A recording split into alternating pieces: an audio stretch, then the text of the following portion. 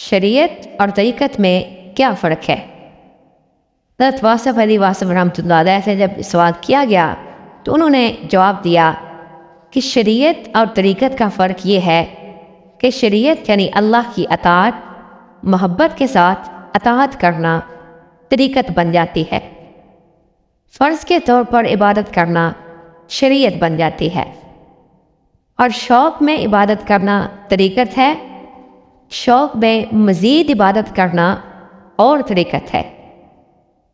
آپ خود ہی بتاتے ہو کہ کربلا میں شہادت امام علی مقام علیہ السلام کے بعد شہید کرنے والوں نے اللہ کی نماز پڑھی اور شہید ہونے والوں نے بھی پڑھی۔ یہ فرق ہے شریعت اور طریقت میں۔ بات سمجھ آئی؟